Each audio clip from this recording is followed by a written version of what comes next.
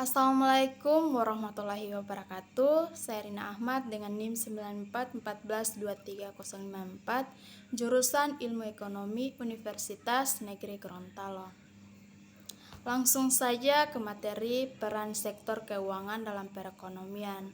Ada beberapa poin. Yang pertama, menyediakan akses pendanaan. Poin kedua, memfasilitasi investasi dan tabungan. Poin ketiga, meningkatkan efisiensi ekonomi. Poin keempat, mendorong pertumbuhan ekonomi. Poin kelima, menyediakan mekanisme manajemen risiko.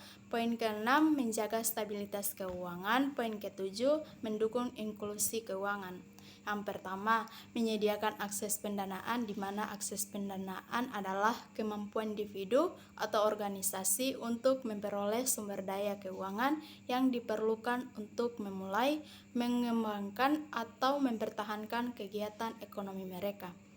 Akses ini sangat penting untuk pertumbuhan ekonomi, inovasi, dan penciptaan lapangan kerja.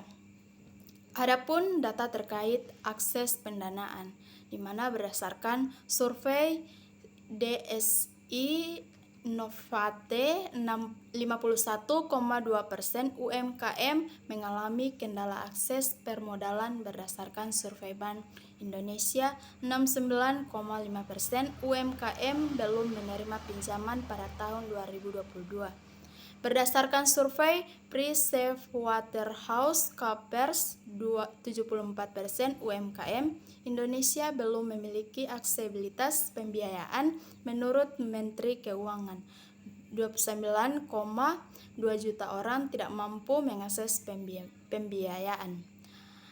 Materi selanjutnya, memfasilitasi investasi dan tabungan, di mana investasi dan tabungan adalah upaya berkelanjutan yang membutuhkan kerjasama dari pemerintah, lembaga keuangan, dan masyarakat. Dengan menciptakan lingkungan yang kondusif, kita dapat meningkatkan tingkat investasi dan tabungan yang pada gilirannya akan mendorong pertumbuhan ekonomi dan kesejahteraan individu. Memfasilitasi investasi dan tabungan, di mana pertumbuhan ekonomi atau investasi adalah mesin pertumbuhan ekonomi. Tabungan yang cukup menyediakan dana yang dibutuhkan untuk investasi. Kesejahteraan individu, di mana investasi dan tabungan membantu individu mencapai tujuan keuangan mereka, seperti membeli rumah, pendidikan, atau pensiun. Selanjutnya, stabilitas keuangan, di mana tingkat tabungan yang tinggi dapat membantu mengurangi ketergantungan pada utang luar negeri dan membuat ekonomi lebih stabil. Selanjutnya, meningkatkan efisiensi ekonomi, di mana efisiensi ekonomi adalah suatu kondisi di mana sumber daya yang terbatas seperti tenaga kerja, modal, dan bahan baku dialokasikan sedemikian rupa sehingga menghasilkan output atau barang dan jasa yang maksimal dengan biaya minimal. Dengan kata lain, kita mencapai efisiensi ekonomi ketika tidak mungkin lagi meningkatkan produksi satu barang atau jasa tanpa mengurangi produksi barang atau jasa lainnya. Nah, di sini juga ada fungsi peningkatan efisiensi ekonomi, di mana mengurangi pemborosan, meningkatkan produktivitas, menurunkan biaya produksi, mendorong inovasi, meningkatkan daya saing, pertumbuhan ekonomi berkelanjutan. Selanjutnya, materi mendorong pertumbuhan ekonomi, di mana mendorong pertumbuhan ekonomi memerlukan kombinasi kebijakan yang komprehensif di berbagai bidang. Investasi modal, peningkatan produktivitas, peningkatan partisipasi angkatan kerja, kebijakan fiskal dan moneter yang mendukung perdagangan internasional. Informasi struktural dan inovasi teknologi adalah beberapa faktor kunci yang dapat mendorong pertumbuhan ekonomi yang berkelanjutan. Selanjutnya, adapun cara mendorong pertumbuhan ekonomi. Yang pertama, investasi modal. Adapun data atau studi menunjukkan bahwa investasi modal atau fisik dan manusia berkorelasi positif dengan pertumbuhan ekonomi jangka panjang atau baru 1991. Adapun contoh, pemerintah membangun infrastruktur baru seperti jalan, jembatan, pelabuhan, dan bandara. Perusahaan berinvestasi dalam mesin dan peralatan modern untuk meningkatkan produktivitas. Pemerintah memberikan beasiswa pendidikan tinggi untuk meningkatkan kualitas sumber daya manusia. Poin kedua, peningkatan produktivitas. Adapun data, peningkatan produktivitas adalah pendorong utama pertumbuhan ekonomi jangka panjang atau Krugman 1994. Adapun contoh, perusahaan menerapkan teknologi baru dan proses produksi yang lebih efisien. Pekerja memperoleh keterampilan baru melalui pelatihan dan pendidikan. Pemerintah mendorong inovasi melalui penelitian dan pengembangan atau R&D. Ketiga, peningkatan partisipasi angkatan kerja, di mana data semakin banyak orang yang bekerja, semakin besar potensi produksi ekonomi atau Mankeu 2016. Contohnya, pemerintah menciptakan lapangan kerja baru melalui investasi publik dan swasta. Pemerintah mengurangi hambatan bagi perempuan dan kelompok minoritas untuk berpartisipasi dalam angkatan kerja. Pemerintah meningkatkan usia pensiun secara bertahap. Contoh data pertumbuhan ekonomi, di mana tingkat pertumbuhan PDB atau presentasi perubahan PDB real dari tahun ke tahun. Pertumbuhan produktivitas, presentasi perubahan output per jam kerja. Tingkat investasi, presentasi PDB yang dialokasikan untuk investasi.